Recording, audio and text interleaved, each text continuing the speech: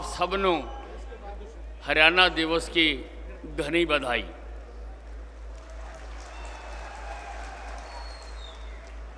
आदरणीय प्रदेश के यशस्वी कर्मठ मुख्यमंत्री मनोहर लाल खट्टर जी, बहुत ही जोशीले और जनता का सेवा करने वाले उप मुख्यमंत्री दुष्यंत चौटाला जी, कुलदीप बिश्नोई जी, भव्य बिश्नोई जी और उनके समर्थन में आए मंच पर बैठे तमाम नेतागण,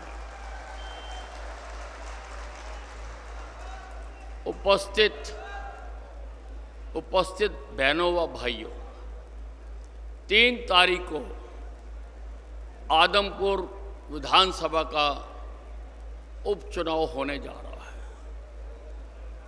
और आपने अपनी वोट डालकर तय करना है कि आपका नुमाइंदा यहां से अब कौन होगा। यह बहुत महत्वपूर्ण चुनाव है। सारा प्रदेश टकटकी लगाकर आपकी तरफ देख रहा है और आपने तय करना है कि आपका वोट किसको जाए। और जब भी आदमी तय करता है तो सबसे पहले वो तुलनात्मक अध्ययन करता है कि मेरे सामने है क्या क्या। हमारे सामने पार्टियां कौन सी हैं, उम्मीदवार कौन से हैं, उनका अध्ययन करता है, तुलनात्मक अध्ययन करता है और जो उसको बेहतर लगता है वो अपना वोट डालता है। हमारे सामने कांग्रेस पार्टी खड़ी है जिसने इस देश में अधिकतम समय राज किया है और आज हमारा देश अगर वो ठीक ढंग से राज करते तो दुनिया की बहुत बड़ी ताकत बना हुआ होता। लेकिन हिंदुस्तान की जनता ने उस बदनुमा दाग को मिटा दिया है। केंद्र से हमने उखाड़ के फेंक दिया, प्रदेशों से कांग्रेस को उखाड़ के फेंक दिया, 1-2 प्रदेशों में बाकी रह गई। भाइयों, वहां भी जनता तैयार बैठी है, जब मौका आएगा इस पार्टी को पूरी तरह से दफन कर दिया जाएगा। आज राहुल गांधी भारत जोड़ो यात्रा को लेकर निकला है। वो अपने चेहरे पर, कांग्रेस के चेहरे पर जो दाग लगा हुआ है उसको मिटाना चाहता है। कांग्रेस के डीएनए में ही भारत तोड़ो लिखा हुआ है। हिंदुस्तान आजाद हुआ, इन्होंने हिंदुस्तान को तोड़ दिया, हिंदुस्तान का बंटवारा कर दिया। लगभग 1 लाख लोग मारे गए और 2.5 करोड़ लोग विस्थापित हुए। 1984 में इन्होंने सिख दंगे कराकर लगभग 3400 लोग मरवाए। ये उस दाग को मिटाना चाहते हैं। वो दाग कभी नहीं मिट सकता। हमारे सामने यहां पर आप पार्टी भी खड़ी है। आप पार्टी का वैसे तो सूरज डूब चुका है।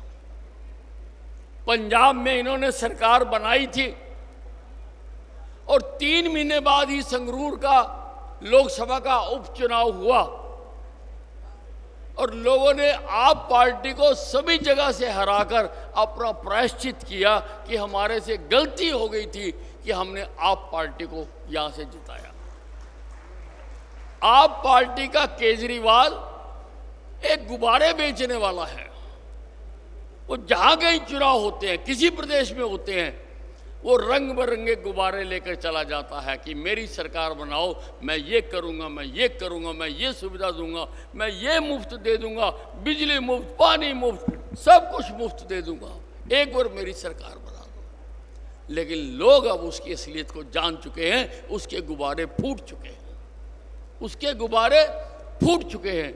और भाइयों और बहनों, मैं आपको कहना चाहता हूं, ये जो आप पार्टी है, ये राजनीति में खरपतवार है, खरपतवार।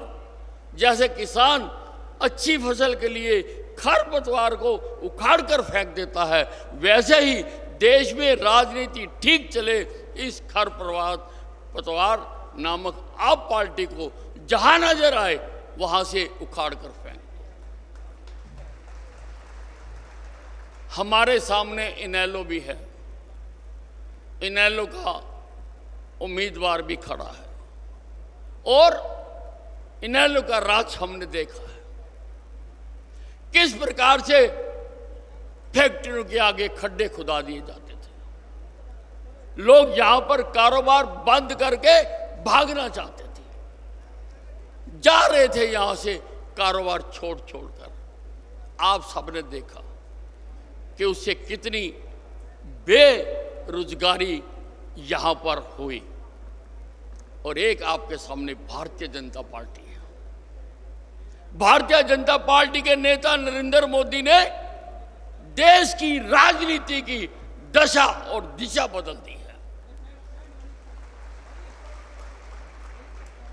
पहले चुनाव होते थे नारे देकर, झूठे वादे करके। एक नारा दिया गया, गरीबी हटाओ, 3 इलेक्शन लड़ लिए, एक नारे के ऊपर ये लोग भी फिदा हो गए। इसी प्रकार से समय समय पर नारे दिए जाते रहे। और मैंने कल मैं प्रचार में था यहां पर, मैंने सुना कि भूपिंदर सिंह हुड्डा लोगों को कहता फिर रहा कि यहां से मेरे प्रत्याशी को यहां से जिता दो और मैं समझ लो मुख्यमंत्री बना।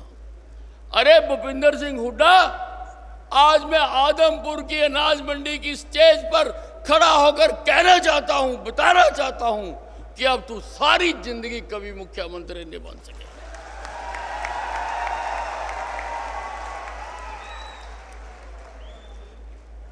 तेरे लिए तो जो कुछ तूने अपने राज में किया, जो तूने लूट मचाई, जो तूने किसानों, बोले वाले किसानों की सस्ती जमीनों को खरीद कर भूमि माफिया को दिया, तेरे खिलाफ जो केस चल रहे हैं, तेरे लिए तो हमने जेल में कमरा तैयार करा चुका है, जेल में कमरा तैयार करा चुका है। और जो तूने उम्मीदवार दिया है, जो उम्मीदवार दिया है, क्या लोग उसकी असलियत नहीं जानते कि उसकी असलियत क्या है?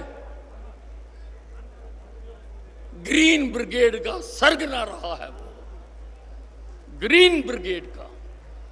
90 के दशक में थर थर कांपता था हरियाणा। जो तांडव इन्होंने किया, जो तांडव इन्होंने सारे हरियाणा में किया, वो किसी से भूला नहीं है। हमने देखा है वो समय। मैं भी 90 के समय में, उसी ग्रीन ब्रिगेड के समय में मैंने उपचुनाव लड़ा था और मैं चुनावी राजनीति में आया था और मैं जीता था वो चुनाव, जीता था वो चुनाव। तो क्या आदमपुर के लोग दोबारा से चाहेंगे कि हरियाणा में वो तांडव फिर शुरू हो, फिर लोगों को डराया जाए, फिर लोगों को धमकाया जाए, फिर लोगों की दुकानों को लूटा जाए, फिर वो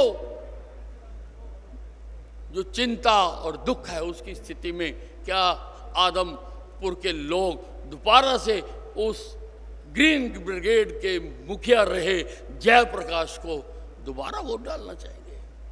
इतना बड़ा इल्जाम अपने ऊपर आप नहीं ले सकते।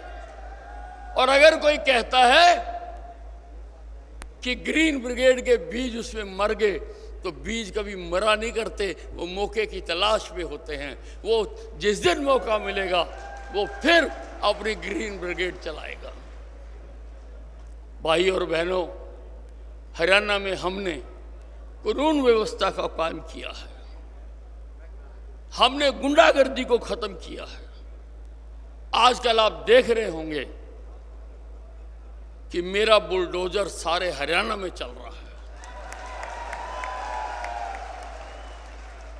मैंने पुलिस अधिकारियों को कह दिया कि जितने भी गुंडे बदमाश हैं, माफियाज हैं, ड्रगबाज हैं, उन सारों का इलाज करो।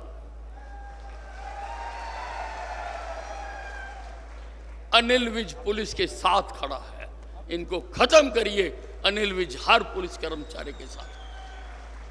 आजकल समाचार पत्रों में रोजाना आप सुनते हैं कि ये काम धीरे धीरे एक शहर से दूसरे शहर, दूसरे शहर से तीसरे शहर। हमने शांति का माहौल कायम किया है। हमने जो सरकारी दुकानें लगा करती थी, भर्ती करने की दुकान, तबादले की दुकान, CLU की दुकान, भाइयों हमने वो बाजार बंद कर दिया। हमने वो बाजार बंद कर दिया। अब काबिलियत के आधार पर लोगों को नौकरी मिलती है।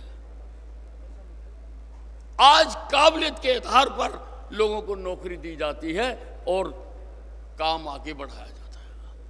आज प्रदेश में शांति का माहौल है।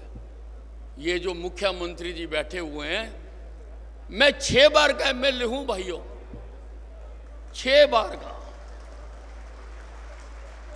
मैंने बहुत सरकारें देखी, बहुत सारे मुख्यमंत्री देखे हैं, पर मैंने ऐसा मुख्यमंत्री नहीं देखा जो दिन से लेकर रात तक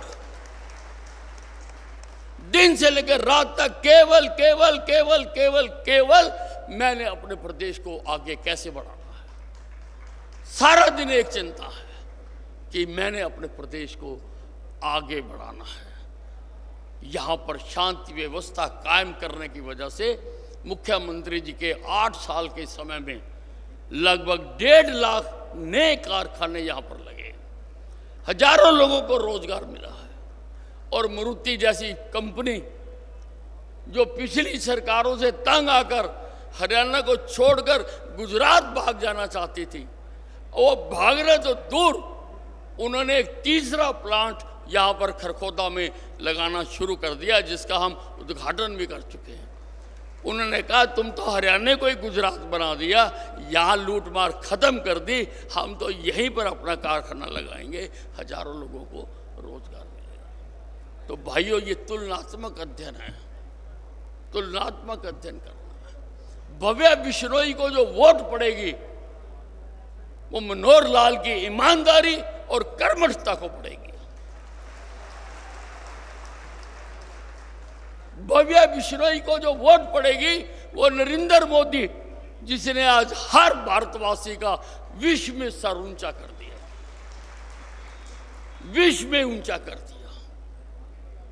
पहले हमें कोई पूछता नहीं था। अब रूस और यूक्रेन की लड़ाई होती है तो रूस का प्रधानमंत्री भी हमारे प्रधानमंत्री से बात करता है और यूक्रेन का प्रधानमंत्री भी हमारे प्रधानमंत्री से बात करता है। सीना चौड़ा हो जाता है कि आज हमारी बुक्कत है।